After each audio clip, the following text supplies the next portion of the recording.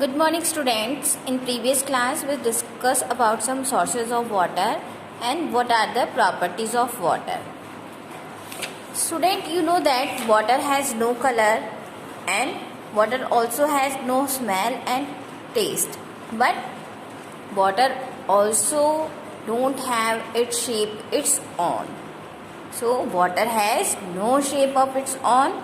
Being a liquid, we know that water is a liquid. So water take the shape of the container when it is poured into it.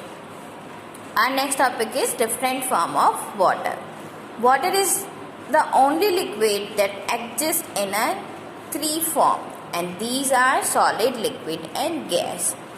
In a solid state, water exists in the form of ice. In a liquid state, water exists as a water, and in the gaseous state, water exists as water vapor or as a steam. But water changes its form with heating and cooling process. Water changes its form due to change in a temperature. For example, ice change into water on heating, water change into water vapor on heating, and water vapor change into again in water on cooling, and water on further cooling change into ice.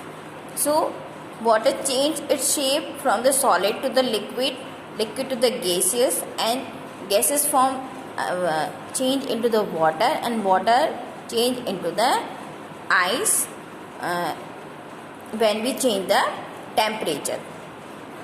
So this change is reversible change, and we can say it is the best example of physical change. Students, when we keep our clothes out in the sun to dry, it dries up quickly. Why it is happened? Because when the water from the wet clothes change into water vapor, and this vapor mix with the air, and our clothes get dried up. And when we put some water in a dry glass and then we add some ice cube into it, we see that the water droplets of water begin to form on the outside of the glass.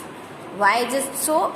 It is happened because cold water inside the glass try to cool down, and water vapor which is present in the air come in the contact with the wall of a glass, and due to low temperature the vapor change in a liquid and it appears as a water droplet which we saw on the outside of the glass. We can say this phenomenon is known as condensation. So what is condensation? We learn it in our next topic, that is water cycle. In nature, the form of water keeps changing. The rays of the sun fall on the ocean, river and pond.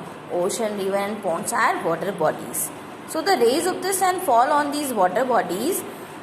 This make the water warm, and the water change into water vapor. This is known as evaporation.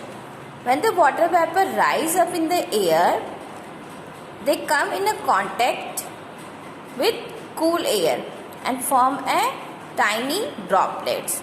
So when the water vapor change into water droplets, this process is known as condensation. And when these droplets are joined together, it is formed a clouds.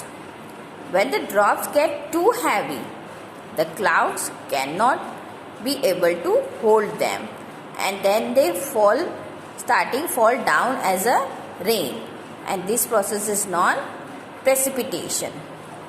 So the rainwater flows back into the ocean, river and ponds. So the process is starting from the water bodies and water change into vapor. This process is known evaporation, and the water cool down and it will change into liquid form, that is known as condensation. And water change when these droplets together form a cloud, and the cloud become very heavy and cannot be able to hold, then the water droplets fall down, and this process is known as precipitation, and again the water body is filled with water. So the rainwater is flow back into the ocean, river and pond. But in the extremely cold climate, the water droplet freeze and they fall as a snow. So this change of water from one form to another is a continuous process and it is never stopped, and this process is known as water cycle.